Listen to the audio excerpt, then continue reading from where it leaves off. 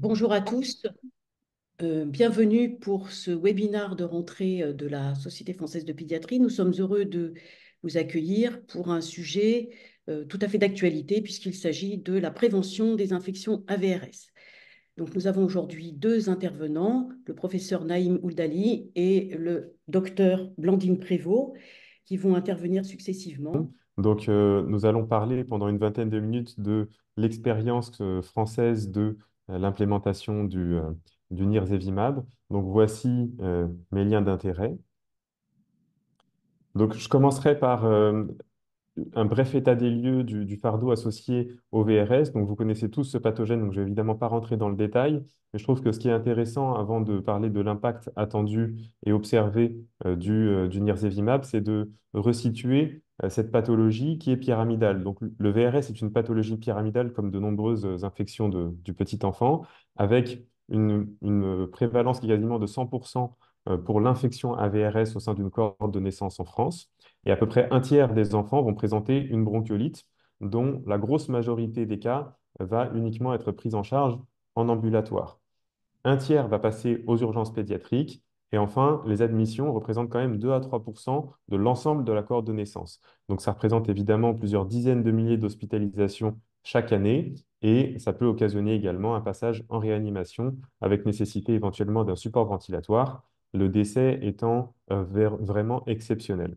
Donc le VRS est le principal pathogène impliqué dans cette pathologie et il est également fortement suspecté de jouer un rôle dans la survenue de l'otite moyenne aiguë, dans le déclenchement d'infections à pneumocoque, qu'elles soient invasives ou non invasives, et pourrait également jouer un rôle dans le déclenchement de l'asthme de façon ultérieure. Donc c'est vraiment un pathogène qui représente un fardeau absolument majeur en pédiatrie et dont la sévérité est inversement proportionnelle à la fréquence. Et donc, dans ce contexte, très récemment, donc un produit, le nirsevimab, a été développé et plusieurs essais randomisés, trois, ont été publiés dans le New England sur les 2 dernières années, ceci ayant permis d'obtenir une autorisation de mise sur le marché d'abord via l'agence européenne, puis des recommandations en termes de réponse rapide de l'HAS. Donc ça, c'était l'été dernier. Et donc la France a été un des 4 pays au monde à pouvoir implémenter dès la rentrée 23-24 ce produit à l'échelle nationale. Donc la France a été accompagnée par le Luxembourg, l'Espagne et les États-Unis. Et je précise que pour l'Espagne et les États-Unis, c'était vraiment une implémentation qui était uniquement dans certaines régions. Ce n'était pas une implémentation nationale.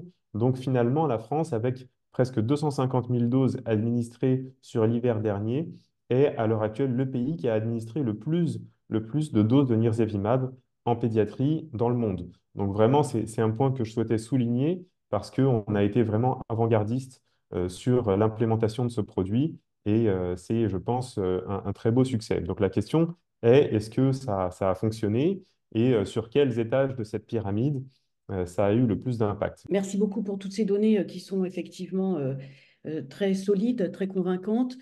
Donc, on va maintenant. Alors, je voulais juste préciser qu'il y aura une discussion à la fin avec les questions que vous posez dans le chat. Et donc, je passe la parole au docteur Blandine Prévost, qui est pneumopédiatre à l'hôpital Trousseau, qui travaille bien évidemment sur les infections respiratoires pédiatriques, dont le VRS, et qui a participé à plusieurs études cliniques, dont les études d'évaluation du nirsevimab comme Harmonie et qui va présenter des aspects maintenant pratiques, c'est-à-dire la stratégie de prévention et les recommandations pour la saison à venir 2024-2025. Merci Blandine. Merci Delphine. Donc effectivement, je vais déjà un petit peu resituer le nirsevimab dans toutes les stratégies de prévention médicamenteuse qu'on a à disposition pour le VRS et vous donner un petit peu les éléments pratiques de la campagne de prévention pour l'hiver qui débute.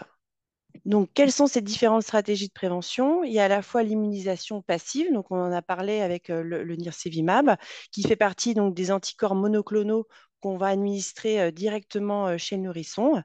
Et il y a aussi la vaccination maternelle pendant la grossesse, qui permet également une immunisation passive du nourrisson, avec en fait la maman qui va produire des anticorps suite au vaccin. Il va y avoir un passage transplacentaire de ces anticorps anti-VRS chez le nourrisson, et donc une immunisation passive du nourrisson.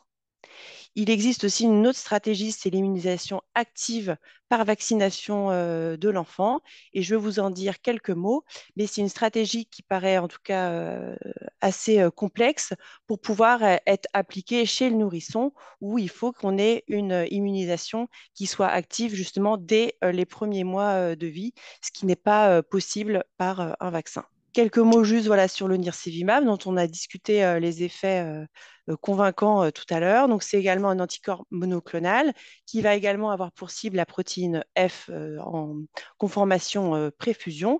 Et lui, donc, comme on sait, il a la caractéristique d'avoir une durée d'action qui va être prolongée et donc une efficacité sur toute la durée de l'épidémie avec une seule injection qui va être nécessaire.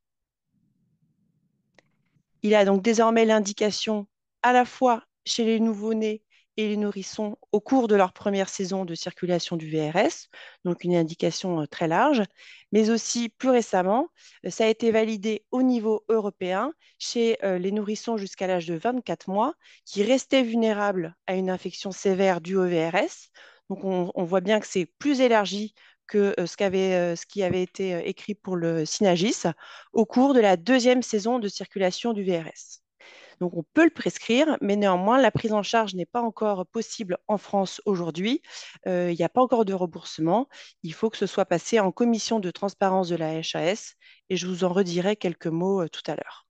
Et l'autre stratégie que je vais vous exposer, c'est la vaccination maternelle pendant la grossesse, avec donc la maman qui va être vaccinée, qui va produire des anticorps anti-VRS, ces anticorps qui vont passer au niveau transplacentaire, et donc le bébé à venir qui va donc être immunisé avec des anticorps qui vont être également dirigés contre la protéine F.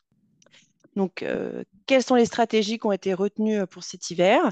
Et donc, c'est à la fois l'immunisation par anticorps monoclonaux qui vont être administrés chez le nourrisson, mais également, c'est la deuxième alternative qui existe, constitue au même niveau, en tout cas dans les recommandations HAS, c'est la vaccination maternelle pendant la grossesse.